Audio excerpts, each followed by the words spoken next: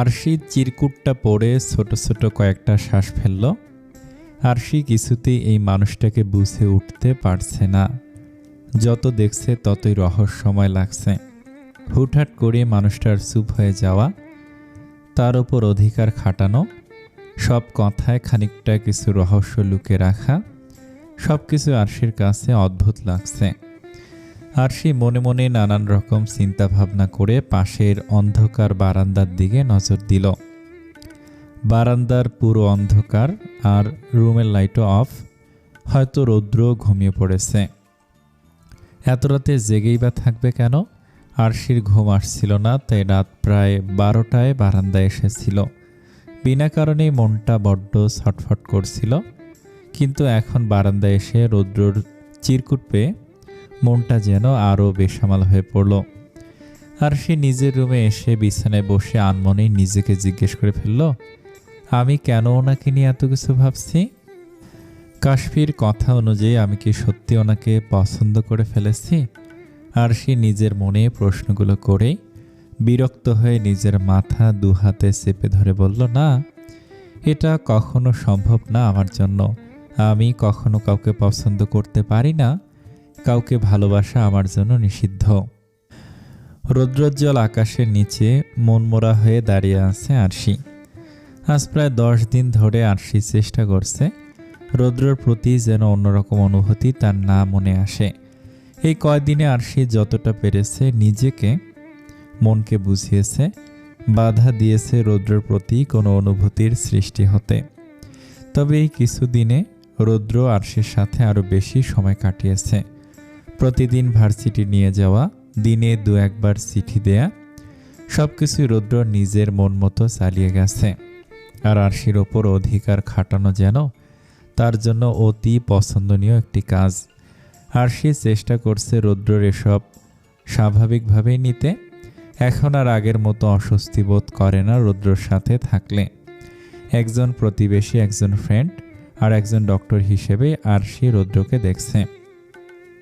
তবে আরশি নিজের মনে বারবার প্রশ্ন করেছে, রৌদ্র কি তাকে একজন প্রতিবেশী বা ফ্রেন্ড মনে করেই এত কেয়ার করে, অধিকার খাটায়? অবশ্য আরশি এই প্রশ্নের কোনো উত্তর পায়নি এখন পর্যন্ত। আসো তাড়াতাড়ি আয়, দেরি হয়ে যাচ্ছে, নিচে সবাই আমাদের জন্য অপেক্ষা করছে। আরশি অন্যমনস্ক হয়ে বারান্দায় দাঁড়িয়েছিল। কাশফিয়ার ডাকে আরশির ধ্যান ভাঙল। আজ কাশফিয়াকে হসপিটালে নিয়ে যাবে হাতের প্লাস্টার খুলতে। আর সেই সাথে সব ফ্রেন্ডরা মিলে আজ ঘুরবে, মজা করবে কাশফিয়ার হাত ঠিক হয়ে যাওয়ার খুশিতে। আর সেই জন্যই আজ এত প্ল্যান করেছে সবাই। আরশি নিজেকে স্বাভাবিক করে পাশের বারান্দায় এক ঝলক দেখে কাশফিয়ার কাছে চলে গেল। নিচে নামতে বেরিয়ে পড়ল সবাই একসাথে। কাশফি, আর কত অপেক্ষা করাবি আমাকে? তুই কেন বুঝতে পারছিস না তোকে পাশে পেয়েও নিজের অনুভূতিগুলোকে নিজের মনে চাপা দিয়ে রাখা আমার জন্য খুব কষ্টকর হয়ে যাচ্ছে। হসপিটাল থেকে বেরিয়ে আদ্রাফ কাশফিয়াকে অনুনয়ের স্বরে কথাগুলো বলল। কাশফিয়া আশেপাশে তাকিয়ে বেশ দূরে আরশি আর নীলদের একসাথে কথা বলতে দেখে একটা স্বস্তির নিঃশ্বাস ফেলে শক্ত গলায় বলল, তোকে আমি বারবার বারণ করেছি যখন তখন এসব কথা না বলতে। আমি এখন কোনো প্রকার সম্পর্কে জড়াতে চাই না। এই একটা কথা তোকে বলতে বলতে আমি ক্লান্ত হয়ে গেছি আদ্রাফ। তবু কেন তুই বারবার এই একই অনুরোধ করিস আমাকে? কাশফিয়ার কথা শুনে আদ্রাফ রেগে মেগে কোনো কথা না বলেই চলে গেল। কাশফিয়া একটা দীর্ঘশ্বাস ফেলে আদ্রাফের দিকে তাকিয়ে আছে। আরশি কাশফিয়াকে দাঁড়িয়ে থাকতে দেখে এগিয়ে আসলো। তোকে আমি আমার খুব কাছের মানুষ ভাবতাম কাশফিয়া, কিন্তু তুই এমন করবি সেটা আমি ভাবিনি। আচমকা আরশির মুখে এমন কথা শুনে কাশফিয়া হতবাক হয়ে গেল। আরশির মুখে কাশফিয়া নামটা শুনে কেন যেন মনের মধ্যে প্রচণ্ড ভয় এসে জড়ো হলো। কাশফিয়া আরশির চোখের দিকে তাকাতেই তার বুকটা মোচড় দিয়ে উঠল। কাশফিয়া আরশির চোখে মুখে একরাশ ঘৃণা দেখতে পারছে নিজের জন্য। ছোট থেকে আজ পর্যন্ত আরশি কখনো এভাবে তার সাথে কথা বলেনি। আমি তোকে আমার খুব কাছের মানুষ ভাবতাম কাশফিয়া, কিন্তু তুই এমন করবি সেটা কখনো ভাবিনি। কাশফিয়া ভয়ে জড়ানো কণ্ঠে জিজ্ঞেস করলো, কি হয়েছে আশু? এভাবে কথা বলছিস কেন? কাশফিয়ার এমন কথা শুনে আরশির রাগে জ্বলজ্বল করে জ্বলে উঠল। আরশি রেগে মেগে চোখ মুখ শক্ত করে সজোরে কাশফিয়ার বাম গালে থাপ্পড় মারল। আরশির থাপ্পড়ে কাশফিয়ার গাল আগুনের মতো জ্বলে উঠল। কাশফিয়ার হাত আপনা আপনি বাম গালে চলে গেছে। কাশফিয়া চোখ দুটো পানিতে ছলছল করে আরশির দিকে তাকালো। অতিরিক্ত রাগে আরশির গাল আর নাকে হালকা রক্তিম বর্ণ ধারণ করেছে। কাশফিয়া স্তব্ধ হয়ে দাঁড়িয়ে আছে। আরশিকে কিছু বলার মতো শক্তিটুকু তার মাঝে নেই। আরশি কাশফিয়ার হাত শক্ত করে ধরে হসপিটালের পাশে একটা ফাঁকা জায়গায় টেনে নিয়ে আসলো। কাশফিয়ার কিছু না বলেছে দেখে স্থির চোখে নিচের দিকে তাকিয়ে নিঃশব্দে চোখের পানি ফেলছে। ছোট থেকে আরশি কখনো কোনো কিছু নিয়ে এতটা রেগে যায়নি যে কাশফিয়াকে থাপ্পড় দিবে। হয়তো শাসন করেছে, ধমক দিয়েছে, বকেছে, কিন্তু এরকম ব্যবহার কাশফিয়া কখনো আরশির কাছ থেকে পায়নি। কি পেয়েছিস তুই আমাকে? সবসময় আকে বাচ্চা বাচ্চা বলে ডাকিস বলে? আমি সত্যি ছোট বাচ্চা নাকি? কি ভেবেছিস আমি কিছু বুঝি না? আমি বেপরোয়া, বেখেয়ালি, কখনো কোনো কিছুতে আমার খেয়াল থাকে না। আমি হয়তো নিজের ব্যাপারে বেখেয়ালি হতে পারি, তাই বলে কি আমি আমার আপন মানুষদের খেয়াল রাখি না? আমার কাছের মানুষদের প্রতিটা জিনিসে আমি যথেষ্ট খেয়াল রাখি। আমি তোকে আমার সব থেকে কাছের মানুষ ভেবে গেছি, সব সময় সব কথা তোর সাথে শেয়ার করেছি। আর তুই কি করলি? সব সময় আমার কাছে সব কিছু লুকিয়ে গেছিস। তুই কি ভেবেছিলি তুই না বললে আমি তোর আর আদ্রাফের সম্পর্কে কিছু বুঝতে পারবো না? আমাকে তোর এতটাই বোকা মনে হয়? কাশফিয়া চমকে আরশির দিকে তাকালো। আরশিকে দেখে বোঝা যাচ্ছে আরশি ভয়ঙ্করভাবে রেগে আছে। কাশফিয়া অপরাধীর মতো মাথা নিচু করে ফেলল। আরশি আগের থেকেও বেশি রাগান্বিত হয়ে বলল, তুই এতটা নিষ্ঠুর হয়েছিস কিভাবে কাশফিয়া? আদ্রাফকে বারবার এভাবে কষ্ট দিতে পারছিস কিভাবে তুই? ওর জন্য কি তোর একটুও মায়া হয় না? এতদিন চুপ করেছিলাম, কিছু বলিনি, ভেবেছিলাম তোদের মধ্যের ব্যাপার তোরা নিজেরাই ঠিক করে নিবি, কিন্তু আজ না হোক কাল হয়তো আদ্রাফকে মেনে নিবি। কিন্তু না, ছেলেটা বারবার তোর কাছে ভালোবাসার কথা বলে আর তুই প্রতিবারই ওর মন ভেঙে দিচ্ছিস। আদ্রাফ তো তোর কাছে একটু ভালোবাসা চায় আর তুই প্রতিবার প্রত্যাখ্যান করে ওর মন ভেঙে চুরমার করে দিয়েছিস। কেন এমন করছিস তুই? আদ্রাফ তো কোনো খারাপ ছেলে না, তবুও কেন তুই ওর ভালোবাসা ইগনোর করছিস? কাশফিয়া নিচের দিকে তাকিয়ে নিম্নস্বরে বলল, আমি ওকে ভালোবাসি না আর আমি কোনো সম্পর্কে জড়াতে চাই না। আমার এসব ভালো লাগে না। কাশফিয়ার কথা শুনে আরশির রাগ তরতর করে মাথায় উঠে গেল। আরশি ধমকের স্বরে বলল, একদম চুপ থাক কাশফিয়া। তোর এসব মিথ্যা কথা শুনে আমার রাগ কন্ট্রোলের বাহিরে চলে যাচ্ছে। ইচ্ছে করছে এখনই তোকে গলা টিপে মেরে ফেলি। তোকে আমি তোর থেকে বেশি বুঝতে পারি। তোর চোখে আদ্রাফের জন্য অনুভূতি আমি অনেক আগেই দেখেছি। তুই আদ্রাফের কথা ভেবে মন খারাপ করে বসে থাকতি, এমনকি আদ্রাফকেও কষ্ট দিয়ে তুই নিজেও ছটফট করতি। এসব কোনো কিছুই আমার চোখ এড়ায়নি। কেন তুই ওকে ভালোবেসে দূরে সরিয়ে দিচ্ছিস? কোনো কারণ বলতে পারবি আমাকে? কাশফিয়া কোনো কথা বলছে না, আগের মতোই মাথা নিচু করে দাঁড়িয়ে আছে। আরশিকে বলার মতো কোনো কথাই তার কাছে নেই। কি বলবে সে? আরশির জন্যই সে কোনো সম্পর্কে যেতে চায় না এটা বলবে? না, এইসব বললে হয়তো আরশি আরও বেশি কষ্ট পাবে। তাই কাশফিয়া নিজের মুখ দিয়ে একটু শব্দ বের করল না। কাশফিয়াকে চুপ থাকতে দেখে আরশি আবারও শক্ত গলায় বলে উঠল, কি বলতে পারলি না তো? কেন, কোনো কারণ? আচ্ছা আমি বলছি তাহলে। এইসব কিছুর পেছনে মূল কারণ হলাম আমি। হ্যাঁ, আমার জন্যই তুই নিজেও কষ্ট পাচ্ছিস আর আদ্রাফকেও কষ্ট দিচ্ছিস। তুই হয়তো ভাবছিস আমি অন্য সব স্বাভাবিক মানুষের মতো কাউকে ভালোবাসতে পারি না, প্রেম করতে পারি না। হয়তোবা আমি ভিতর ভিতর কষ্ট পাচ্ছি আমার ব্যর্থতা নিয়ে। হয়তো ভাবছিস আমি আমার ব্যর্থতার জন্য প্রেম ভালোবাসা বিয়ে নিয়ে চিন্তা ভাবনা করা থেকে আমি নিজেকে গুটিয়ে নিয়েছি। আর এইসবের মধ্যে তুই আমাকে রেখে কিভাবে অন্য ছেলের সাথে হাসি খুশিভাবে প্রেম করবি, ভালোবাসবি, তাই তো? এইসব ভেবেই তো তুই ঠিক করেছিস আমার সাথে তুইও আমার মতো করে থাকবি একা একা, ভালোবাসা ছাড়া আমার মতো করে বাঁচবি। কি আমি ঠিক বলেছি তো? কাশফিয়া অশ্রুসিক্ত চোখে আরশির দিকে তাকিয়ে কান্না জড়ানো কণ্ঠে বলল, আশু, তুই যেমনটা ভাবছিস আসলে তেমনটা না। আমি কখনো তোকে ব্যর্থ মনে করিনি। আরশি কাশফিয়ার খানিকটা সামনে এসে শান্ত গলায় বলল, আজ তোকে কিছু বলি কাশফি, তুই মনোযোগ দিয়ে শুনে রাখ। আমি কারোর সাথে প্রেম করি না, ভালোবাসি না, কারণ আমি চাই না আমার জন্য সেই মানুষটা কষ্ট পাক। আজ পর্যন্ত কেউ শুধুমাত্র আমার মনটাকে ভালোবাসেনি, তাই তো সবাই আমার ব্যর্থতার কথা শুনেই পালিয়ে গেছে। আর যদি কেউ আমাকে সত্যি সত্যি ভালোবাসে তাহলে হয়তো সেই মানুষটা আমাকে আর আমার ব্যর্থতা দুটোই মেনে নিবে, হয়তো বিয়েও করতে চাইবে। কিন্তু আমি তো জেনে শুনে কারো জীবনে গিয়ে তার জীবনটা নষ্ট করতে পারি না, তাই না? প্রতিটা ছেলেই বাবা হতে চায়, আর আমি যদি কাউকে বিয়ে করি হয়তো প্রথম 3-4 বছর কেউ কিছু বলবে না, কিন্তু তারপরেই হয়তো সবাই আমার ব্যর্থতা নিয়ে প্রশ্ন তুলবে।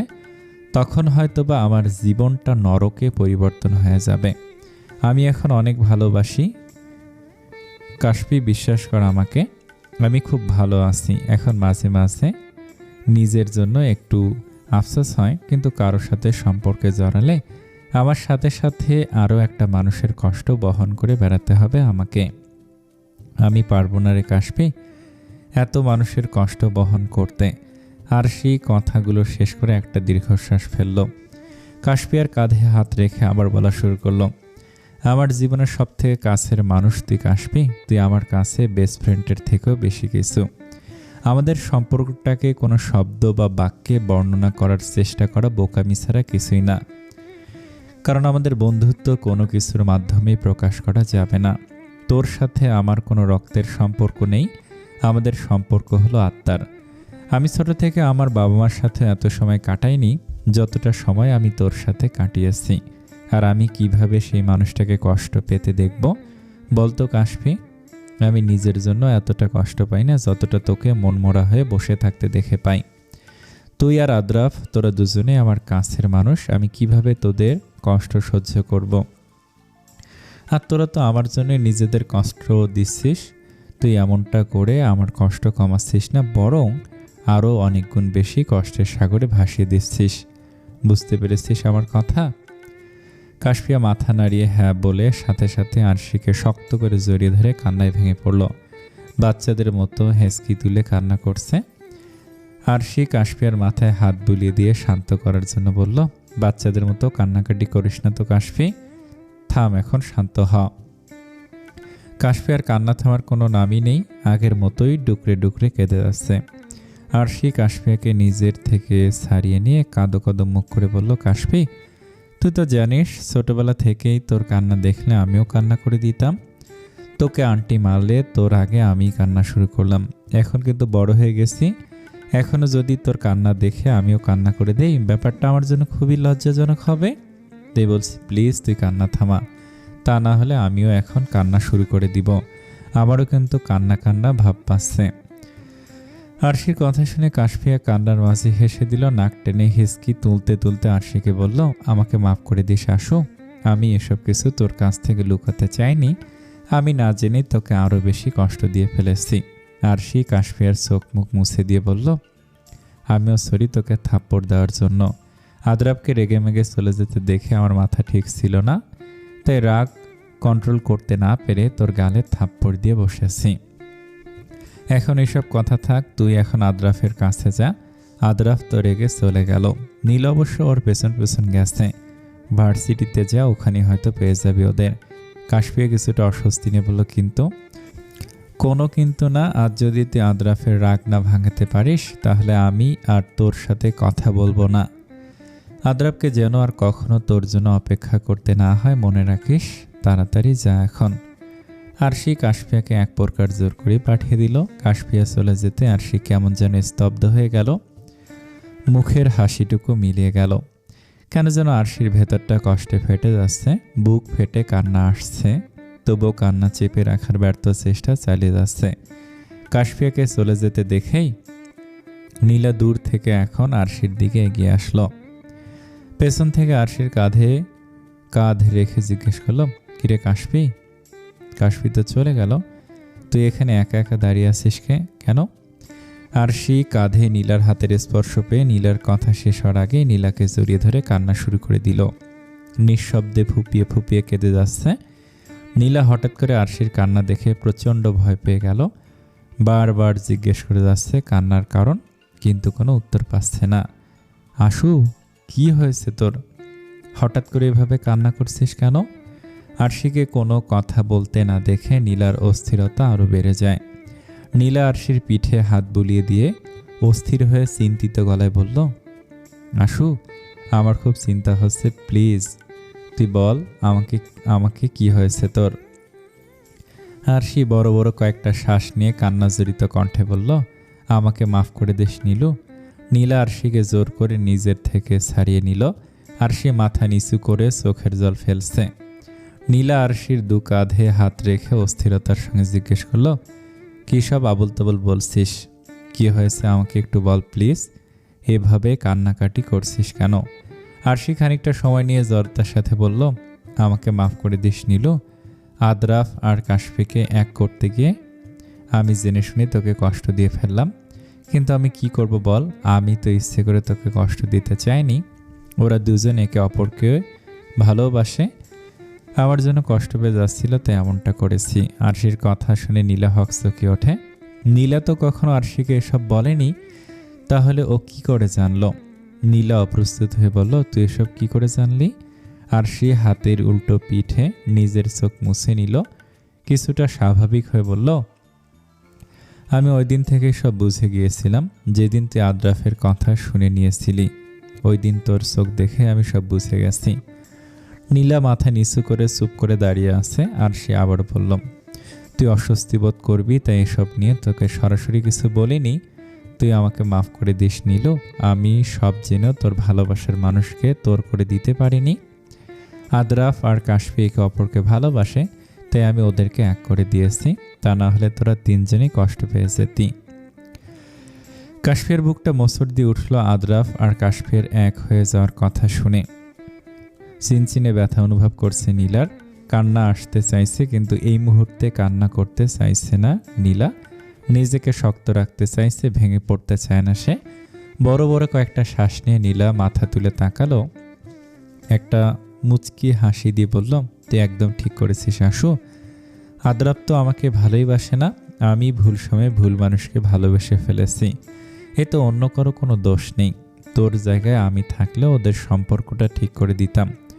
তে বলছি, আর কখনো যদি তোকে দেখেছি আমার কাছে মাপ চাইতে, তাহলে তোর খবর আছে। আরশি নীলার হাসি মুখের দিকে এক দৃষ্টিতে তাকিয়ে আছে। মনে মনে ভাবছে নীলার এই নিখুঁত অভিনয়ের কথা। মেয়েটা কত সুন্দর করে পারছে কষ্টের মাঝেও হাসি মুখের অভিনয় করতে। আরশি নীলার দিকে তাকিয়ে শান্ত গলায় বলল, আমার সামনে তুই অভিনয় করছিস নীলু? আরশির কথায় নীলার হাসিটা ঠোঁটেই মিলিয়ে গেল, মুখে গাম্ভীর্যের ছাপ ফুটে উঠেছে। নীলা আরশির হাত ধরে রাস্তার দিকে হেঁটে যেতে লাগলো।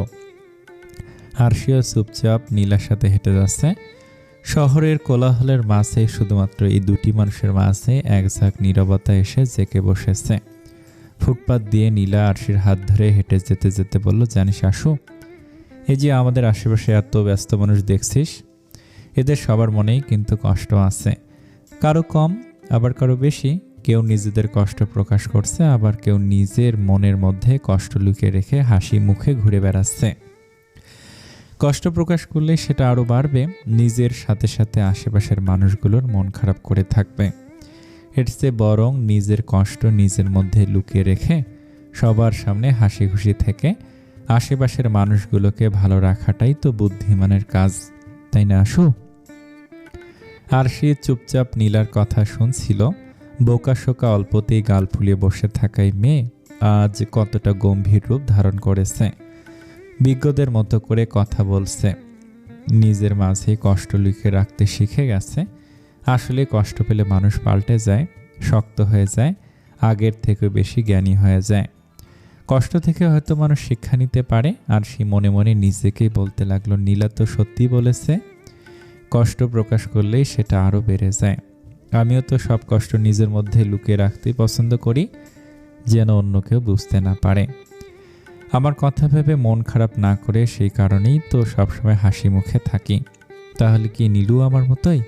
প্রচণ্ড জোরে গাড়ির হর্নের আওয়াজ কানে আসতেই আরশি ভাবনা থেকে বেরিয়ে আসলো। বিরক্তিতে চোখ মুখ খিঁচে আছে।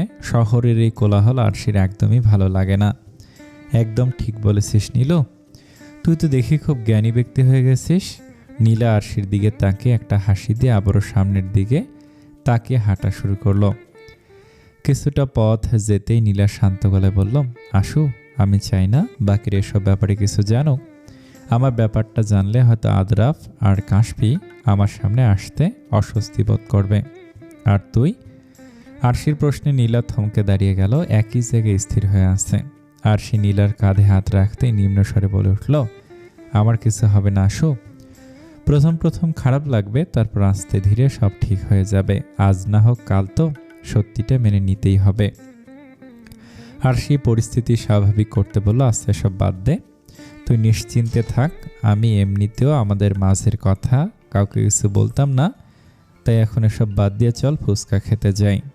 আরশি নীলার হাত ধরে এক প্রকার টেনে ফুচকার দোকানে নিয়ে যাচ্ছে। নীলা মুচকি হেসে আরশির সাথে যাচ্ছে। আরশি এক দৃষ্টিতে আকাশের দিকে তাকিয়ে আছে। কিছুক্ষণ আগে আদরাফ আরশিকে ফোন দিয়ে অনেকগুলো ধন্যবাদ জানিয়েছে। সবাইকে ট্রিট দেবে বলে প্রমিস করেছে, আর আরশির জন্য স্পেশালভাবে ট্রিট দিবে আরশি। যা যা চায় সব আদরাফ মেনে নিবে। আরও নানান রকম কথা বলেছে আদরাফ, যেন খুশিতে আত্মহারা হয়ে গেছে আজ। কাশফিয়ার চোখে মুখেও খুশির ঝলক দেখা যাচ্ছে। একই গল্পের দুই চরিত্র খুশিতে মেতে উঠেছে, আর অন্যদিকে আরেকজন এদের খুশি দেখে হয়তো চোখের জল ফেলছে। নিজের না পাওয়া ভালোবাসার মানুষটার কথা ভেবেই হয়তো একা একা ডুকরে কেঁদে চলেছে।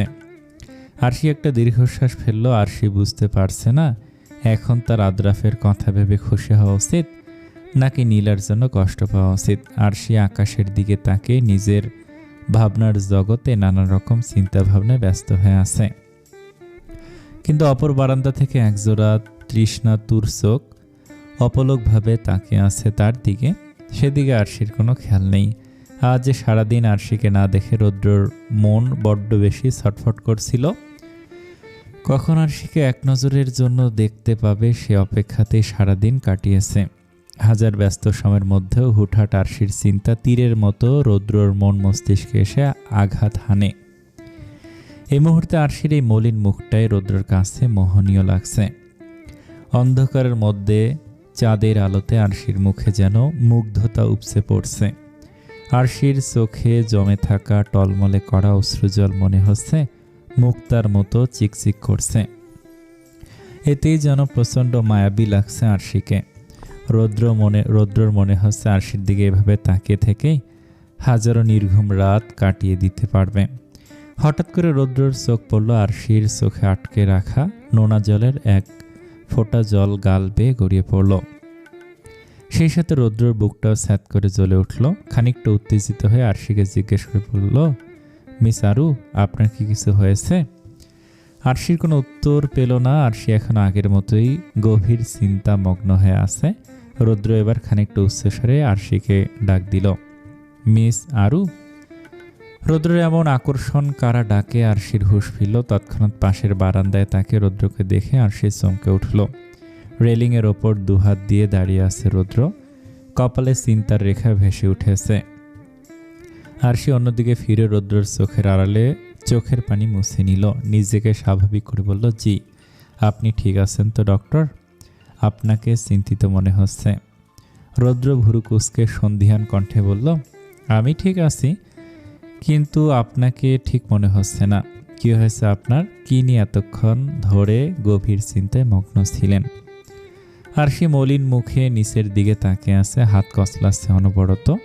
মনে হচ্ছে সকল অস্বস্তি ভাব এই হাত কচলানোর মাধ্যমেই বিলীন করে দিতে চাইছে। রৌদ্র আরশির হাতের দিকে একবার তাকে আবার মুখের দিকে নজর দিল। আরশির মুখটা কেমন যেন ফ্যাকাশে লাগছে।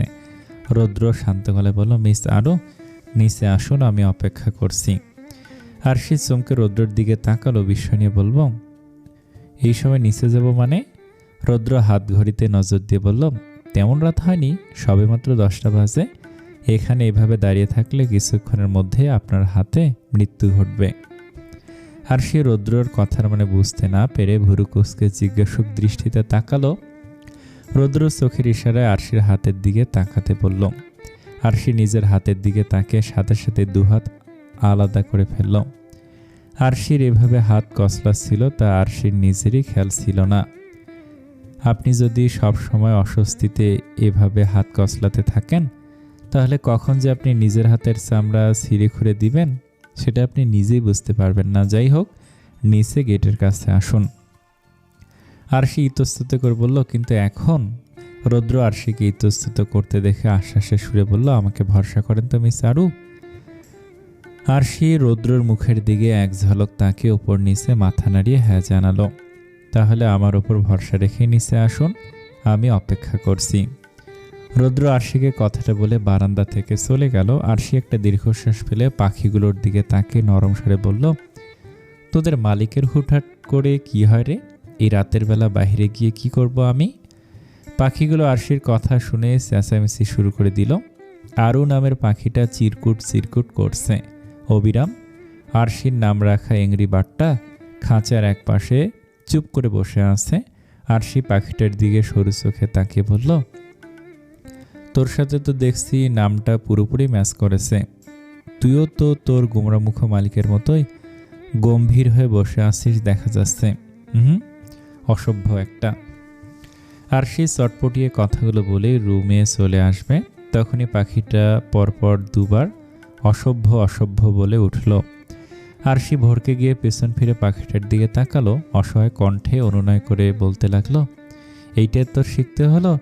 ডক্টর এটা শুনে নিশ্চয়ই আমাকে ধমকাবে। এংরি বার্ড প্লিজ, এই বকাটা ভুলে যা। আর যাই হোক, তোর মালিকের সামনে এই শব্দ মুখ দিয়ে বের করিস না। রুম থেকে ফোনের শব্দ পেয়ে আরশি দ্রুত পায়ে রুমে চলে গেল। রৌদ্র কল করেছে। আরশি ফোনটা রিসিভ না করে মাথায় বড় করে ঘোমটা টেনে রৌদ্রের উদ্দেশ্যে বেরিয়ে পড়ল। আরশি নিচে গেটের সামনে আসতে রৌদ্রকে দেখতে পেল কালো টি শার্ট আর কালো ট্রাউজার পরা। চুলগুলো কিছুটা এলোমেলো হয়ে আছে, হাতে কালো রঙের ঘড়ি। এই মুহূর্তে লোকটা কেমন মুডে আছে তা ওনার মুখ দেখে বোঝা বড় মুশকিল। সবসময় গম্ভীর মুখে থাকে লোকটা। আর সেই চিন্তা ভাবনা বাদ দিয়ে এগিয়ে গেল। রৌদ্রের কাছে আসতেই রৌদ্র গম্ভীর গলায় বলল, এতক্ষণ কি করছিলেন? আরশি পাখিটার কথা মনে পড়তে আমতা আমতা করে বলল, কই কিছু না তো, আমাকে নিচে আসতে বলেছেন কেন? এমনি আজকের ওয়েদারটা খুব ভালো, তাই ভাবলাম একটু ঘুরে আসি। আর আপনাকেও মনমরা হয়ে থাকতে দেখলাম, তাই আপনাকে আমার সাথে আসতে বলেছি। রৌদ্র কথাগুলো বলেই পেছনের রাস্তার দিকে হাঁটা শুরু করলো। আরশিও রৌদ্রের সাথে যাচ্ছে। এই রাস্তায় তেমন গাড়ি চলাচল করে না, মানুষও এখন বেশি নেই, একটু পরপর দু একজন দেখা যাচ্ছে। সোডিয়ামের আলো পুরো রাস্তা আলোকিত হয়ে আছে। চারপাশে হালকা হিমশীতল হাওয়া বইছে, হয়তো গ্রীষ্মের সমাপ্তি জানান দিচ্ছে। বেশ খানিকটা পথ যাওয়ার পর রৌদ্র শীতল কণ্ঠে আরশিকে জিজ্ঞেস করলো, কোনো কারণে কি আপনার মন খারাপ মিস আরু? আরশি রৌদ্রের দিকে তাকালো। রৌদ্র আগের মতোই সামনের দিকে তাকিয়ে হেঁটে চলছে। আরশি ছোট করে একটা শ্বাস ফেলে কিছুক্ষণ চুপ থেকে বলল, আমাদের জীবনটা খুব অদ্ভুত, তাই না ডক্টর? আমরা একজনকে খুশি রাখতে গিয়ে আরেকজনকে কষ্ট দিয়ে ফেলি, সবাইকে ভালো রাখতে চেয়েও পারি না। রৌদ্র আরশির দিকে এক পলক তাকিয়ে চোখ ফিরিয়ে নিল। সকলকে ভালো রাখা আমাদের কারোর পক্ষেই সম্ভব নয়। আমাদের জীবনে কষ্ট আছে বলে আমরা সুখ অনুভব করতে পারি। তাই সুখ পাওয়ার জন্য আমাদের সবাইকে অবশ্যই আগে কষ্ট পেতে হয়। সব মানুষ জীবনে শুধু কষ্ট না, ভালোবাসাও চায়। ভালোবাসার মানুষকে আঁকড়ে ধরে বাঁচতে চায়, কিন্তু সবার ভাগ্যে ভালোবাসা থাকে না। সবার ভালোবাসা পূর্ণতা পায় না। দুইজন ভালোবাসার মানুষ একে অপরের সাথে ভালো থাকলে হয়তো দূর থেকে অন্য কেউ একতরফাভাবে ভালোবেসে কষ্ট পায়। নিজের ভালোবাসা মুখে প্রকাশ করতে না পেরে এক বুক কষ্ট নিয়েও হাসি মুখে বেঁচে আছে। আরশি কথাগুলো বলতে বলতে তার গলা ধরে আসছে, চোখ দুটো চিকচিক করে উঠছে। রৌদ্র আরশির কথা কিছুটা ধারণা করতে পেরেছে কি হয়েছে। পরিস্থিতি সামলানোর জন্য রৌদ্র শান্ত গলায় বলল, মিস আরু চলুন, ওই দিকটায় বসি। রৌদ্র রাস্তার ডান পাশে একটা মাঠে চলে গেল। মাঠের ঠিক মাঝখানে গিয়ে মাটিতে বসে পড়ল। আরশি ভুরু কুঁচকে তাকিয়ে আছে রৌদ্রর দিকে, কিন্তু রৌদ্রর সেদিকে ভ্রুক্ষেপ নেই। সে তো নিজের মতো করে দুপা সামনে আর পেছনের দিকে দুহাত ভর দিয়ে বসে আছে। আরশি মাঠে এসে রৌদ্রর পাশে দাঁড়িয়ে ভুরু কুঁচকে তাকিয়ে আছে। রৌদ্র আকাশের দিকে তাকিয়ে আছে অপলক দৃষ্টিতে। বেশ খানিকটা সময় পর রৌদ্র আকাশের দিকে দৃষ্টি রেখে বলল, পুরোটা সময় দাঁড়িয়ে থাকবেন নাকি মিস আরু? আরশি চোখ ছোট ছোট করে বলল, তাহলে আপনার মতে মাটিতে বসে পড়ব নাকি? রৌদ্র আরশির দিকে আর চোখে তাকিয়ে তীক্ষ্ণ গলায় বলল, মাটির ওপরে যে সুন্দর সবুজ রঙের ছোট ছোট কচি ঘাস আছে সেটা আপনার চোখে পড়ছে না? আজব, এভাবে তেরা তেরা কথা বলার কি আছে? এখানে ঘাস আছে তা তো আমি দেখতেই পাচ্ছি, কিন্তু ঘাসের মধ্যে যদি পোকামাকড় থাকে তখন? আরশির কথায় রৌদ্র কিছুটা বিরক্তি প্রকাশ করে বলল, আরে এত কিছু না ভেবে বসুন তো। কথা বলে আরশির ডান হাত ধরে টান দিয়ে জোর করেই ঘাসের ওপর বসিয়ে দিল। আচমকা রৌদ্রের এমন কাজে আরশি থমেরে বসে রইল। রৌদ্র এখনও আরশির হাত ঘাসের মধ্যে চেপে ধরে আছে শক্ত করে। রৌদ্রের হাতের স্পর্শ পেয়ে আরশির সারা শরীরে শীতল হাওয়া বয়ে গেল। আরশি রৌদ্র আর তার হাতের দিকে তাকিয়ে আছে। কেমন যেন আলাদা এক শিহরণ বয়ে যাচ্ছে, গায়ে কাঁটা দিয়ে উঠছে। এর আগেও দু একবার রৌদ্র আরশিকে স্পর্শ করেছে, কিন্তু তখন তো তার এমন অদ্ভুত ভয়ঙ্কর ধরনের অনুভূতি হয়নি। আরশি রৌদ্রের মুখের দিকে তাকালো, চোখ বন্ধ করে তীব্র এই নিস্তব্ধ পরিবেশ অনুভব করছে। রৌদ্রের চোখের পাপড়িগুলো বেশ বড় বড় আর ঘন। একটু পর পর বাতাসের তীব্র ঝাপটায় রৌদ্রের চোখ কেঁপে উঠছে। আরশি ঘোর লাগা দৃষ্টিতে রৌদ্রকে দেখে যাচ্ছে।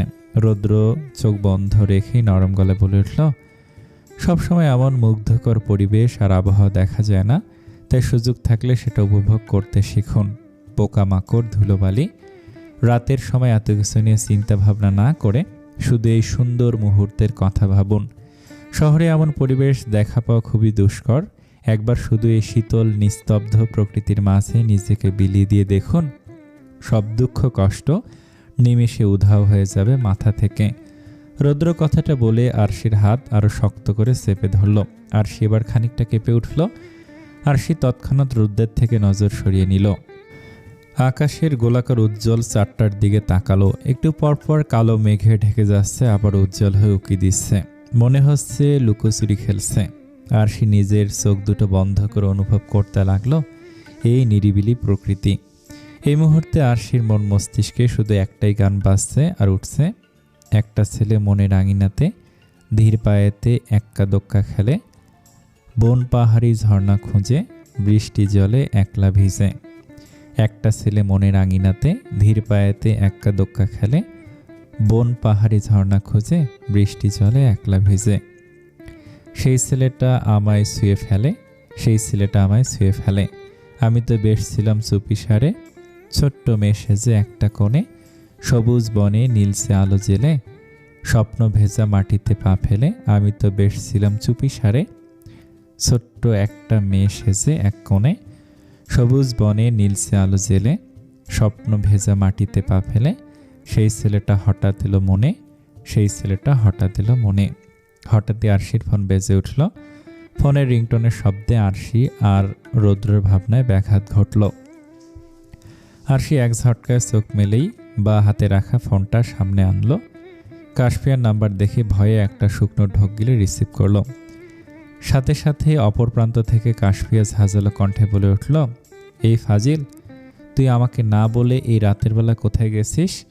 আরশি ভুলে কাশফিয়াকে না জানিয়ে বাসা থেকে বেরিয়ে পড়েছিল। এখন নিজের বোকামি বুঝতে পেরে ভয়ে চুপসে যাচ্ছে। রৌদ্র আরশির দিকে ভুরু বাঁকিয়ে তাকিয়ে আছে। আরশি উঠে কিছুটা দূরে গিয়ে কথা বলবে, কিন্তু রৌদ্রের হাতের নিচে আরশির হাত চেপে রাখায় আরশি উঠে যেতে পারছে না। তাই আরশি একটু নড়ে চড়ে আবারও বসে পড়ল। রৌদ্র ভুরু নাচিয়ে ইশারায় জিজ্ঞাসা করতে আরশির চোখের ইশারায় হাতের দিকে তাকাতে বলল। রৌদ্র হাতের দিকে তাকিয়ে এই অবস্থা দেখে এক ঝটকায় নিজের হাত সরিয়ে ফেলল। এই মুহূর্তে রৌদ্রের মুখে কিছুটা লজ্জার আভাস মিলেছে। লজ্জায় বাম হাতে মাথা চুলকে অন্যদিকে মুখ ঘুরিয়ে নিল। রৌদ্রের নিজেরও খেয়াল ছিল না ও আরশির হাত ধরে বসে আছে। আরশি রৌদ্রের এমন লাজুক ভাব দেখে খানিকটা অবাক হলো। কিরে, কথা বলছিস না কেন? কোথায় তুই? আরশি উঠে দাঁড়িয়ে কিছুটা দূরে গিয়ে বলল, আমি বাইরে হাঁটতে বের হয়েছি। কি? এত রাতে তুই একা একা বাইরে ঘুরতে বেরিয়েছিস? কাশফির এমন চেঁচানো কথা বলা শুনে আরশির কান থেকে ফোনটা একটু দূরে নিয়ে বলল, উফ, আস্তে কথা বলতো কাশফি, আমি একা না, ডক্টর আছে আমার সাথে।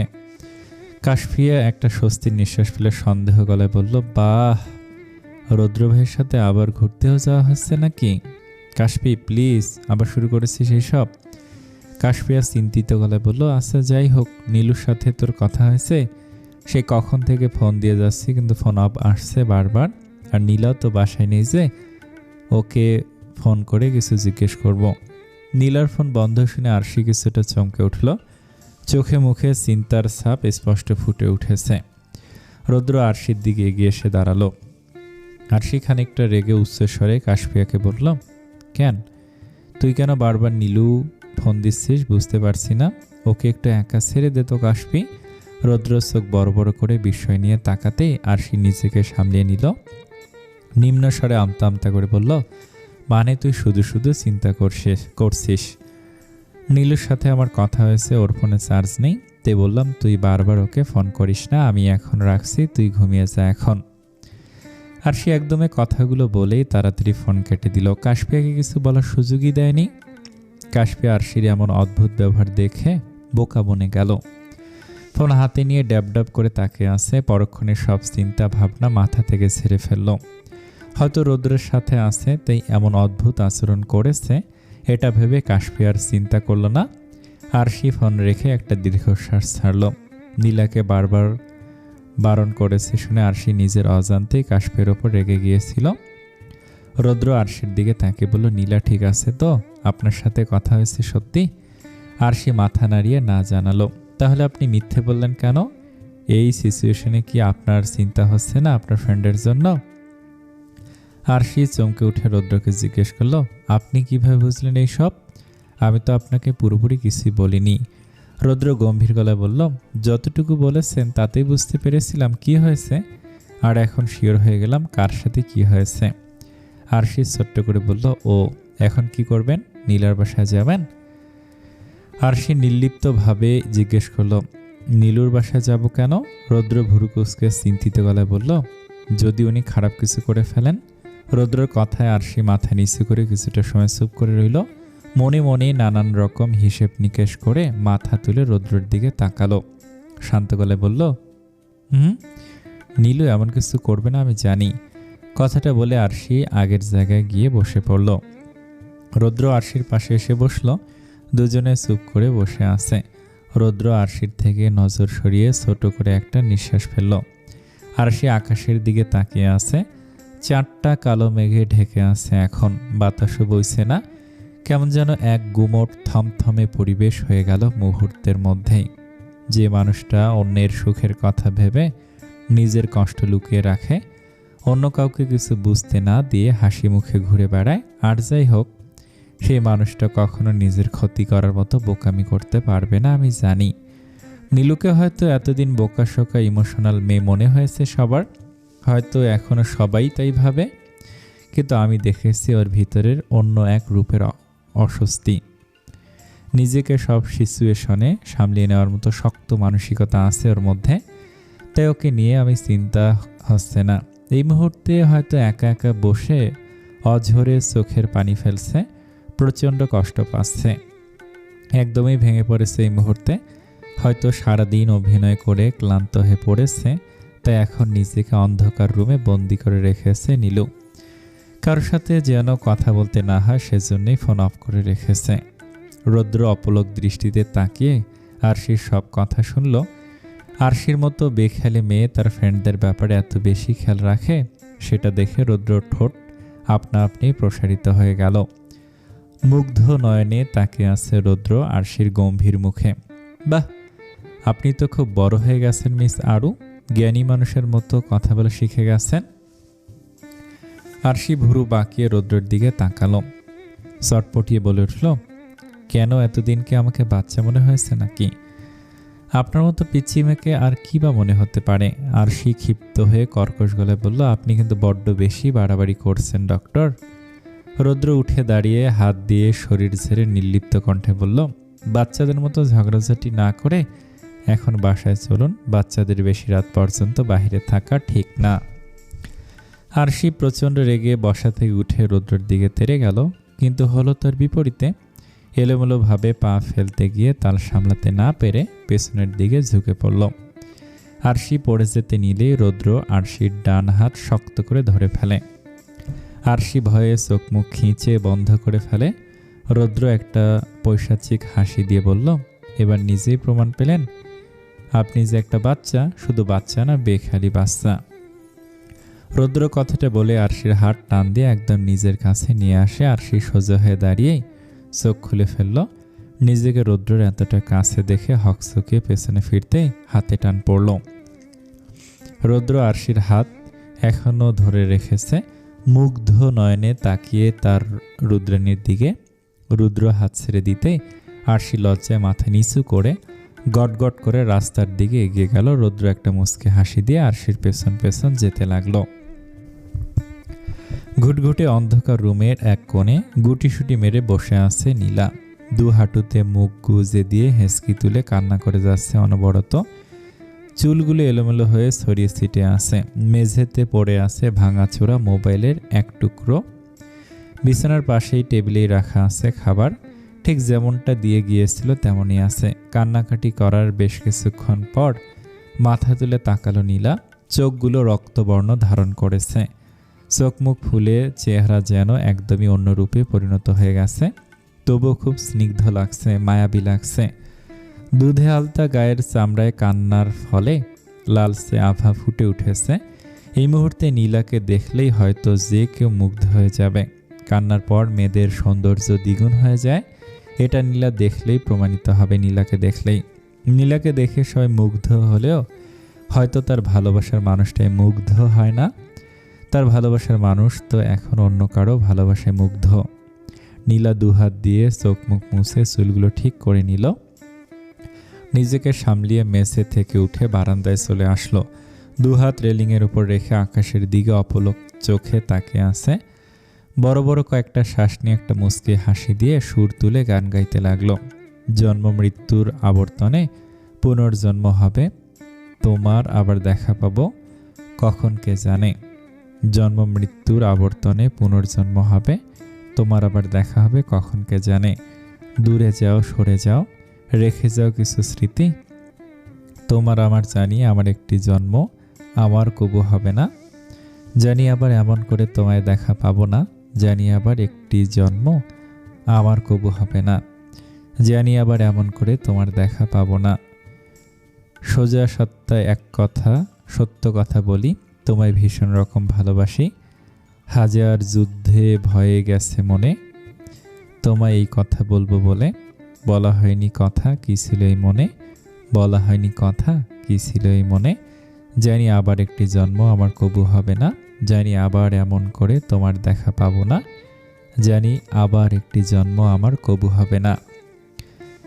প্রিয় রুদ্রাণী, রুদ্রাণী কখনো অমাবস্যার চাঁদের মতো আধার হয়ে থাকে না। রুদ্রাণী তো রোদের মতো জ্বলজ্বল করে জ্বলে ওঠে, চারপাশ আলোতে উজ্জ্বল করে তোলে। আমি জানি আমার এই রুদ্রাণী কখনো অমাবস্যার মতো মন খারাপ করে থাকবে না। রোদের মতো হাস্যোজ্জ্বল হয়ে সবাইকে আলোকিত করে তুলবে। ইতি রৌদ্র। সকাল প্রায় 6টায় আরশির ঘুম ভেঙে যায়। ঘুম থেকে উঠে নীলার কথা ভেবে মন খারাপ করে ফেলে। মনটা একটু হালকা করতেই বারান্দায় আসে। সকালের স্নিগ্ধতায় নিজেকে বিলিয়ে দিচ্ছে। আনমনে বেশ কিছুক্ষণ দাঁড়িয়ে থাকার পর রুমে আসবে, তখন রৌদ্রের নীল রঙের চিরকুট মেঝেতে পড়ে থাকতে দেখে। হয়তো কাল রাতে চিরকুটটা দিয়েছে। চিরকুটটা পড়ে আরশি ঠোঁটের কোণে তৃপ্তি ভরা হাসি ফুটে উঠেছে। চোখ বন্ধ করে লম্বা লম্বা করে 3 শ্বাস নিল। চিঠিটা পড়ে এই মুহূর্তে নিজের মনের মধ্যে প্রচণ্ড ভালো লাগা অনুভব করল। ছোট্ট একটা চিরকুট হলেও এর কয়েক লাইন পড়েই যেন মনোবল ফিরে পেল আরশি। সে বুঝে গেছে এখন তাকে কি করতে হবে। আরশি রুমে এসে দ্রুত ফ্রেশ হয়ে রেডি হয়ে গেল। কাশফিয়ার ফোনে ছোট্ট একটা মেসেজ দিয়ে রুম থেকে বেরিয়ে পড়ল তার গন্তব্যের উদ্দেশ্যে। ড্রয়িং রুমে এসে থমকে দাঁড়িয়ে গেল আরশি। মনে মনে কিছু একটা ভেবে আবারও রুমে এসে পড়ল। দ্রুত পায়ে বারান্দায় গিয়ে গোলাপ গাছ থেকে নতুন ফুটন্ত সবগুলো তাজা ফুল ছিঁড়ে সাইড ব্যাগে সুন্দর করে নিয়ে নিল। পাশের বারান্দায় এক ঝলক তাকিয়ে আবারও বেরিয়ে গেল রুম থেকে। ঘড়িতে তখন 7:20।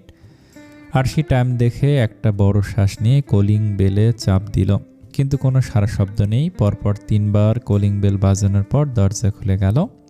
আরশি একটা মন করা হাসি দিয়ে সালাম বিনিময় করল। সরি আন্টি, সকাল সকাল তোমার ঘুম ভেঙে দিলাম। মিসেস রোজা বেগম খানিকটা কড়া শাসনের স্বরে বললেন। এক থাপ্পড় দিব ফাজিল মেয়ে, সরি বলছিস কেন? আয় ভিতরে আয়। আরশি ভেতরে এসে নম্রতার সাথে বলল, আসলে আন্টি, আমি নীলুর কাছে এসেছিলাম। ও কি এখনো ঘুমাচ্ছে? রোজা বেগম চিন্তিত গলায় বললেন, আর বলিস না আরশি, কাল সন্ধ্যা থেকে রুমের মধ্যে বসে আছে। ওর নাকি প্রচণ্ড মাথা ব্যথা করছে। আমাকে বলেছে আমি যেন টাকাটাকি না করি, ডিস্টার্ব না করি। আরশি নীলার আম্মুর অগোচরে একটা দীর্ঘশ্বাস ফেলে বলল, ও আচ্ছা, নীল কবে আসবে আন্টি? আজ অথবা কালকেই চলে আসবে। নীল তো যেতেই চায়নি, ওর আব্বুই তো জোর করে নিয়ে গেছে অফিসের কাজে। যাই হোক, তুই যা নীলার রুমে, আমি যাই ফ্রেশে নাস্তা বানাই। আরশি মাথা নাড়িয়ে নীলার রুমের দিকে পা বাড়ালো। দরজা খুলে রুমের ভিতরে আসলো। পুরো রুমে নজর বুলিয়ে নিল একবার। বারান্দার দরজা খোলা, মেঝেতে ফোনের ভেঙে যাওয়া টুকরো পড়ে আছে, আর বিছানার মাঝে গুটিসুটি মেরে ঘুমিয়ে আছে নীলা। এলোমেলো চুল আর ফোলা ফোলা চোখ মুখ দেখে আরশি সব বুঝে গেল। মেয়েটা সারা রাত নির্ঘুম কেঁদে কেটেই বার করেছে। আরশি নীলার বিছানার পাশে এসে চেঁচিয়ে ডাকল, নীলু, এই নীলু, আর কত ঘুমাবি, এবার ওঠ, এই নীলু। আরশির ডাকে নীলা ধরফড়ি উঠে বসল। চোখ কষলে আরশিকে দেখে হতভম্ব হয়ে গেল। দেয়াল ঘড়িতে একবার সময় দেখে বিস্ময় নিয়ে তাকালো আরশির দিকে। এই সময় আরশিকে দেখে কিছুটা অবাক হয়েছে নীলা। আরশি নীলার দৃষ্টি পাত্তা না দিয়ে ব্যাগ থেকে সবগুলো ফুল বের করে আনলো। সুন্দর করে সব ফুলগুলো একসাথে মিলিয়ে তোড়ার মতো করে নিল আরশি। আর নীলা হতবাক হয়ে দেখছে আরশির কাজ। কোনো কথা বলছে না। আরশি ফুলগুলো হাতে রেখে নীলার মুখোমুখি হয়ে দাঁড়িয়ে মলিন কণ্ঠে বলল, আমি জানি নীলু, আমি তোকে যেই কষ্টের মুখোমুখি করিয়েছি সেটা সহজে ভুলে যাওয়া সম্ভব না। তবু আমি চাই তুই যেন আগের মতো হয়ে যাস। কখনো কষ্ট পেলে সেটা সবার থেকে লুকিয়ে রাখলেও অন্তত আমার সাথে অভিনয় করিস না প্লিজ। কষ্ট পেলে কান্না আসলে তুই আমার সাথে শেয়ার করিস। প্রয়োজনে আমরা দুজন মিলে একসঙ্গে বসে কান্না করব, তবুও সব কিছু মনের মধ্যে চেপে রাখিস না। আমাকে তো তুই নিজের সব থেকে কাছের বেস্ট ফ্রেন্ড ভাবিস, তাহলে আমার সামনে কেন এত অভিনয় করে বেড়াস নীলু?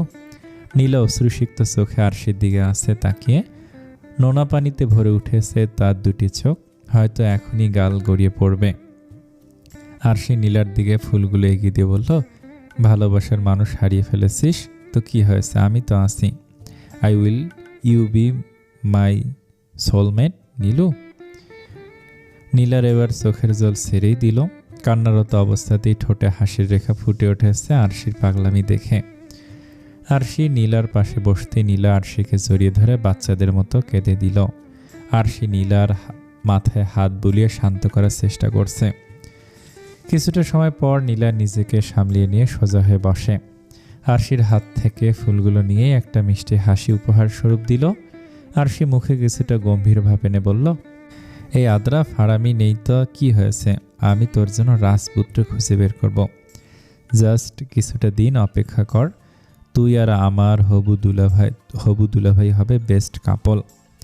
তোরা দুজন যখন রাস্তা দিয়ে হেঁটে যাবি তখন মানুষ তোদের দেখে জ্বলবে আর মমতাজের গান গাইবে, ফাইটটা যায় বুকটা ফাইটটা যায়। তুই শুধু অপেক্ষা কর নীলু। আরশির কথা শুনে নীলা খিলখিল করে হেসে উঠল। হাসতে হাসতে আরশির পিঠে একটা চাপড় মেরে বলল, হারামি চুপ কর তুই, এসব কি কথা বলছিস? তুই মিলিয়ে নিস আমার কথাটা।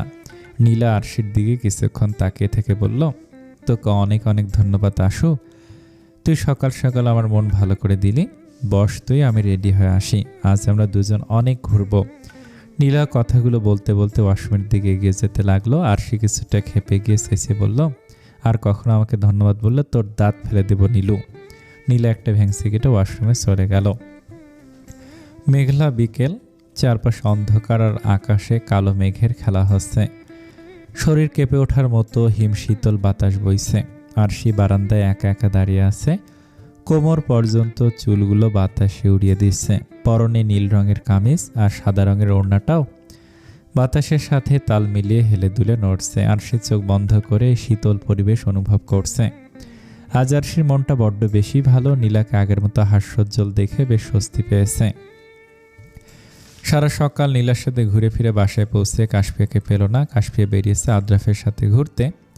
আরশি তো এটাই চেয়েছিল সবাই যেন নিজেদের মতো করে হাসি খুশি থাকে। রৌদ্র বারান্দায় এসে আরশিকে দাঁড়িয়ে থাকতে দেখে একটা মুচকি হাসি দিল।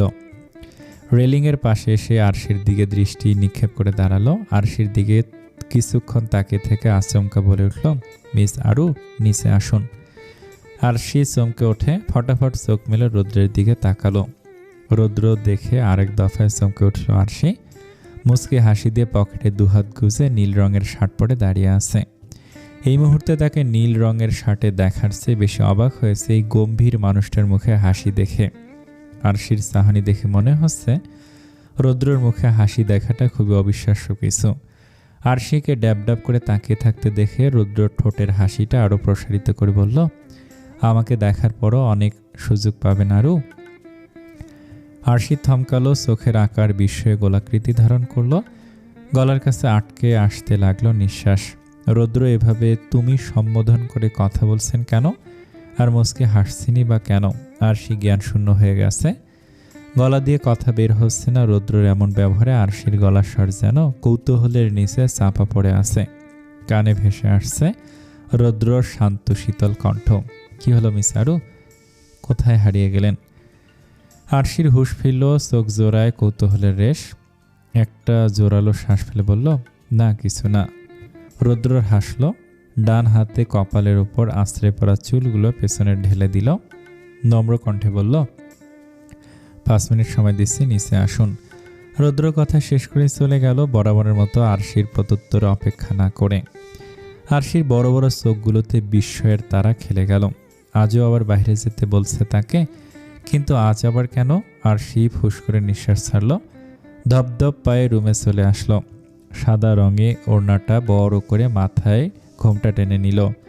টেবিলের ওপর থেকে ফোন সরিয়ে নিয়ে বেরিয়ে পড়ল। রৌদ্র একটা কালো রঙের গাড়িতে হেলান দিয়ে দাঁড়িয়ে আছে। আজ তার মুখের ভাবভঙ্গি প্রকাশ পাচ্ছে। এক নজর তাকালেই তার হাসি মাখা ঠোঁটের দিকে সর্বপ্রথম নজর পড়বে। আরশি রৌদ্রের দিকে এক নজর তাকিয়ে মাথা নিচু করে এগিয়ে আসলো। গাড়িতে উঠুন মিস আরু। আরশি সন্দিহান কণ্ঠে বলল, আপনার বাইক কোথায়? গাড়ি কেন? আজ বর্ষাকাল আসছে, তাই আম্মু গাড়ি পাঠিয়েছে যেন বাইকে ভিজে ভিজে কোথাও যেতে না হয়। আরশি ছোট্ট করে বলল, ও। আরশি গাড়িতে উঠে বসলো বিনা বাক্য ব্যয়ে। রৌদ্র গাড়িতে উঠে ড্রাইভ শুরু করলো। একটু পরপর আর চোখে তাকাচ্ছে আরশির দিকে। বাতাসে আরশির ঘোমটা পড়ে গেছে, চুলগুলো এলোমেলোভাবে উঠছে। আরশি চোখে মুখে প্রচণ্ডভাবে অস্বস্তি প্রকাশ ঘটাচ্ছে। বেসামাল চুল আর রৌদ্রের বারবার আর চোখে তাকানো সব মিলে আরশি পড়েছে ভয়ঙ্কর অস্বস্তির সাগরে। বিরক্তিতে কপালে ভাঁজ পড়ছে। কিছুটা পথ যেতেই গুড়ি গুড়ি বৃষ্টি শুরু হলো। জানালা দিয়ে বৃষ্টির পানি আরশির চোখ মুখ ছুঁয়ে দিচ্ছে। বৃষ্টির ঠান্ডা পানিতে আরশির শরীর কিছুটা কেঁপে উঠল। তবু আরশি জানালার কাঁচ তুলছে না। আরশির মন খুব করে চাইছে এই বৃষ্টির মাঝে নিজেকে হারিয়ে দিতে।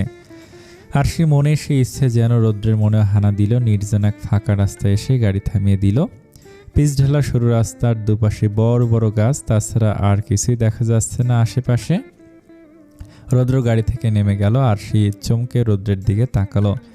বৃষ্টির বেগ আগের থেকে খানিকটা বেড়ে গেছে। রৌদ্রের পুরো শরীর ভিজে একাকার হয়ে যাচ্ছে। গাড়ির জানালার কাছে এসে ঝুঁকে আরশিকে বলল, বৃষ্টি আমার খুব বেশি পছন্দ, তাই বৃষ্টিতে ভেজার সুযোগ পেলে কখনো হাতছাড়া করি না। মনের কোনো ইচ্ছে পূরণ করার সুযোগ পেলে তা নিয়ে ভাবতে নেই। সময় নষ্ট না করে সঙ্গে সঙ্গে সেই ইচ্ছে পূরণ করে ফেলতে হয়। রৌদ্র শেষের কথাগুলো আরশিকে উদ্দেশ্য করে বলেছে, তা আরশি বুঝতে বাকি রইল না। আরশির কোনো কিছু না ভেবে গাড়ি থেকে নেমে পড়ল। গায়ের ওড়নাটা ভালো করে জড়িয়ে নিল। গাড়ি থেকে কিছু দূরে গিয়ে চোখ বন্ধ করে বৃষ্টি উপভোগ করতে লাগলো। রৌদ্র মুগ্ধ হয়ে তাকিয়ে আছে আরশির দিকে। মিস আরু, আমি আপনাকে বিয়ে করতে চাই। রৌদ্রের মুখে আচমকে এমন কথা শুনে আরশি বৃষ্টির মাঝে চোখ বড় বড় করে বিস্ময় নিয়ে রৌদ্রের দিকে তাকালো। রৌদ্র এই কথা কেন বলবে? হয়তো ভুল শুনেছে, বৃষ্টির কারণে তো তেমন কিছু ভালো করে শোনা যাচ্ছে না। আরশি এসব ভেবেই আর পাত্তা দিল না। কিন্তু না, আরশির ভাবনা ভুল প্রমাণ করে দিয়ে আবারও একই কথা কানে ভেসে আসলো, তবে কিছুটা ভিন্নভাবে। তীরের মতো কানে এসে আঘাত করলো এবারের কথাটা। আরু, আমি তোমাকে বিয়ে করতে চাই। পিচঢালা রাস্তার ঠিক মাঝে দুটি মানব বৃষ্টির পানিতে কাক ভেজা হয়ে দাঁড়িয়ে আছে। বৃষ্টির এই শীতল পানি ছুঁয়ে দিচ্ছে তাদের শরীর আর মন দুটোই। রৌদ্রর নীল রঙের শার্ট ভিজে লেপ্টে আছে তার দীর্ঘ শক্তপোক্ত দেহে। আরশি অপলক দৃষ্টিতে তাকিয়ে আছে রৌদ্রর ঠোঁটের কোণে লেগে থাকা অমায়িক হাসির দিকে। এই লোকটা এত সুন্দর করে হাসতে পারে এটা আরশির জানা ছিল না। আরশি বেশ খানিক সময় পর হুঁশ আসতে তৎক্ষণাৎ চোখ ফিরিয়ে নিল। আমি তোমাকে বিয়ে করতে চাই। আরশি থমকে গেল, বজ্রপাতের মতো ঝটকা খেল। মাথাটা ধপধপ করছে, চোখ কেমন যেন ঝাপসা হয়ে উঠেছে। কৌতূহল ভরা চোখে রৌদ্রকে দেখছে। আরু, রৌদ্রের ডাকে আরশি সম্ভিত ফিরে পেল, চোখ ফিরিয়ে নিল রৌদ্রের দিক থেকে। প্রচণ্ড অস্থিরতায় চোখ বুজে ফেলল। জোরালো নিঃশ্বাস নিয়ে নিজেকে শান্ত করল আরশি। আবার রৌদ্রের দিকে তাকালো, তীক্ষ্ণ দৃষ্টিতে তাকিয়ে আছে আরশির দিকে, চোখে মুখে কৌতূহল, কপালে চিন্তার ভাঁজ। আরশি নরম গলায় বলল, কাউকে বিয়ে করা আমার পক্ষে সম্ভব না ডক্টর। রৌদ্র সহজ কণ্ঠে জিজ্ঞেস করলো, কেন? আরশি ফুস করে নিঃশ্বাস ফেলল। রৌদ্রের দিকে দৃষ্টি রেখে নম্র কণ্ঠে বলল, আপনাকে একটা কথা বলি, খুব মনোযোগ দিয়ে শুনবেন। হয়তো আমার কথা শোনার পর আমাকে বিয়ে করার চিন্তা আপনি নিজে মাথা থেকে ঝেড়ে ফেলে দিবেন। রৌদ্র একটা মুচকি হাসি দিয়ে বলল, বলুন মিস আরু, আমি শুনছি। আরশি বিস্ময় ভরা দৃষ্টিতে রৌদ্র হাসিটা দেখল। আরশির কাছে খুবই রহস্যময় লাগছে হাসিটা। আরশি মুখের ওপর লেপ্টে থাকা ভেজা চুলগুলো কানের পেছনে গুছিয়ে দিল। সামনের ঝাপসা রাস্তায় দৃষ্টি নিক্ষেপ করে কঠিন গলায় বলল, আমি কখনো মা হতে পারবো না। আমার এত বড় ব্যর্থতার কথা শুনেও কি এখনো বলবেন আপনি আমাকে বিয়ে করতে চান? রৌদ্র চুপ করে আছে, কোনো সারা শব্দ না পেয়ে আরশি রৌদ্রের দিকে তাকালো। তীক্ষ্ণ চোখে রৌদ্রের মুখের ভাব পর্যবেক্ষণ করলো। আরশি আশাহত হলো। আরশির কথার বিনিময়ে রৌদ্রের মুখে তেমন কোনো ভাবভঙ্গিমা খুঁজে পেল না। রৌদ্র স্বাভাবিকভাবে তাকিয়ে আছে আরশির দিকে। রৌদ্রর পুরু ভুরু খানিকটা কুঁচকে গেল। কিছুক্ষণ নীরব থেকে ফুস করে একটা নিঃশ্বাস ফেলে সন্দিহান কণ্ঠে বলল, প্রথমত, আপনি কখনো মা হতে পারবেন না, এটা ভুল কথা। দ্বিতীয়ত, এটা এমন কোনো অজানা কথা নয় যা শুনলে আমি আমার কথা থেকে পিছিয়ে যাব। রৌদ্র এমন কথার জন্য বেশ বড়সড় ধাক্কা খেল আরশি। বিস্ফোরিত চোখে রৌদ্রের দিকে তাকালো, দু কদম এগিয়ে গেল রৌদ্রের কাছে। চোখ দুটি বড় বড় করে এলোমেলো মস্তিষ্ক নিয়ে রৌদ্রকে বোঝার চেষ্টা করছে আরশি। উত্তেজিত কণ্ঠে বলল, অজানা কথা নয় মানে কি? আপনি কি আমার এই কথা জানতেন? রৌদ্র মুচকি হাসল। এক হাতে মুখের ওপর লেগে থাকা বৃষ্টির পানিগুলো মুছে নিল। বৃষ্টির বেগ কমে, এখন ঝিরিঝিরি ফোঁটা পড়ছে। আকাশে কালো মেঘের ছড়াছড়ি আর বিকেলের শেষ প্রহরের আগমন, সব মিলিয়ে চারপাশটা ঘুটঘুটে অন্ধকার। আমি আপনাকে প্রথম দেখেছিলাম প্রায় 2.5 বছর আগে। আমাদের হসপিটালে একটা কেবিনের বাইরে বসে কান্না করছিলেন। সেদিনই ডক্টর আপনাকে বলেছিলেন আপনার মা হওয়ার চান্স খুব কম, তবে কখনো মা হতে পারবেন না, এটা আপনার ভুল ধারণা। রৌদ্রের কথা আরশি যেন আকাশ থেকে পড়ল। অবাকের চরম পর্যায়ে চলে গেল আরশি। প্রচণ্ড কৌতূহল নিয়ে বলল, আপনি আমাকে আগে থেকেই চিনতেন? এটা আমাকে বলেননি কেন? রৌদ্র ছোট্ট একটা শ্বাস ফেলে বলল, আমি আপনাকে চিনতাম না। হাসপাতালে প্রথম আপনাকে কান্না করতে দেখে কিছুটা বিস্ময়ের বশেই ডক্টরের কাছে আপনার কথা জিজ্ঞেস করেছিলাম। তবে ওই ঘটনাটা ওই দিনই শেষ। আপনার চেহারা এমনকি আপনার কথা আমার মনে ছিল না। বাসে এমন আকস্মিক ঘটনা ঘটার পরেও আপনাকে চিনতে পারিনি। তবে পা মস্কানোর সময় যখন আপনার ফ্রেন্ডের মুখে আশু নামটা শুনেছি, তখনই হঠাৎ করে 2 বছর আগের সেই কথা মনে পড়ে গিয়েছিল। আর এটা তো তেমন কোনো কারণ নয় যে আমি আপনাকে বিয়ে করার জন্য পিছপা হব। আরশির আশাভঙ্গ হলো। আকাশ সম অস্বস্তি জেঁকে ধরেছে। অভ্যাসগতভাবে হাত কচলানো শুরু হয়ে গেছে। এই প্রথম এমন কোনো বিব্রতকর পরিস্থিতিতে পড়েছে। বাকি সব ছেলেদের মতো রৌদ্র পিছিয়ে যাচ্ছে না, কিন্তু কেন? রৌদ্র আরশির সামনাসামনি এসে দাঁড়ালো। আরশির মাথায় আলতো করে হাত রেখে নরম সুরে বলল, আপনি মা হতে পারবেন কি না সেটা অনেক পরের কথা। আর এখানে তো আপনার কোনো দোষ নেই। শুধু শুধু কেন নিজেকে গুটিয়ে রাখতে চাইছেন মিস আরু? রৌদ্র মাথা থেকে হাত নামিয়ে পকেটে গুজে নিল। আরশি মাথা তুলে তাকালো। বড় একটা শ্বাস নিয়ে শান্ত চোখে রৌদ্রের দিকে চেয়ে বলল, আমি জেনে শুনে কোনো মানুষের জীবন নষ্ট করতে চাই না। সব পুরুষই চায় তার সন্তান তাকে বাবা বলে ডাকবে। প্রতিটি পরিবারে চায় তাদের ঘর আলোকিত হোক, ছোট ছোট বাচ্চা খিলখিল হাসিতে। ঠিক তেমনই আপনার নিশ্চয়ই ইচ্ছে আছে ভবিষ্যতে বাবা ডাক শোনার। আপনার বাবা মাও নিশ্চয়ই চায় আপনার সন্তানের মুখে দাদা দাদি ডাক শুনতে, তাদের সাথে খেলতে। এমন আরও অনেক স্বপ্নই হয়তো তারা দেখছে আপনার ভবিষ্যৎ নিয়ে, আপনার সন্তান নিয়ে। আমি কিভাবে জেনে শুনে পুরো পরিবারের স্বপ্ন ভেসে দিতে পারি বলুন তো? রৌদ্রের মুখে গাম্ভীর্যের ছাপ ফুটে উঠল। ভুরু জোরে কুঁচকে এলো। আধার নেমে এসে তার মনে গম্ভীর গলায় বলল, বাচ্চা হবে কি না তার চিন্তা করে আপনি কেন আপনার নিজের জীবনটা নষ্ট করছেন? একটা বাচ্চার জন্য নিশ্চয়ই আমাদের জীবন থেমে থাকবে না, আর এটা সম্পূর্ণ আল্লাহর হাতে। ভবিষ্যতে কি হবে না হবে তা ভেবে এখন কেন সব দূরে ঠেলে দিচ্ছেন? একটা সম্পর্কে ভালোবাসা বেশি ইম্পর্টেন্ট। সম্পর্কের মধ্যে ভালোবাসা থাকলে সন্তান ছাড়াও দুইটা মানুষ একা একা সারা জীবন সুখে শান্তিতে পার করে দিতে পারে। রৌদ্রের কথা আরশির কাছে ভালো লাগলো, তেমন কোনো পরিবর্তন হলো না। আর সে আগের মতো নির্লিপ্তভাবে বলল, ভালোবাসার কথা বলছেন, সুখে শান্তিতে থাকার কথা বলছেন, কিন্তু কতদিন? 2 বছর, 4 বছর, বেশি হলে 6 বছর না হয় সুখে শান্তিতে ভালোবাসা নিয়ে থাকবো। তারপর শুরু হবে হাহাকার, সন্তানের জন্য হাহাকার। শুরু হবে আফসোস। কেউ বিয়ের এত বছর পরও বাবার ডাক শুনতে না পেরে হতাশ হবে। আবার কেউ কেউ দাদা দাদি ফুপি চাচু ডাক শুনতে না পেরে আফসোস করবে। আশেপাশের মানুষ নানান রকম তিক্ত কথা বলবে, বারবার জানতে চাইবে বাচ্চার কথা। এমন আরও অনেক পরিস্থিতিতেই তখন পড়তে হবে। আর আমি চাই না এই সব কিছু আমার সাথে বা অন্য কারোর সাথে হোক। নিজের সাথে সাথে আশেপাশের মানুষগুলোকে আমি কষ্ট দিতে পারবো না। সবার কষ্টের ভার বয়ে বেড়ানো আমার পক্ষে সম্ভব না, সেই শক্তি আমার নেই। তাই সারা জীবন একা থাকাই আমার কাছে বেটার অপশন বলে মনে হচ্ছে।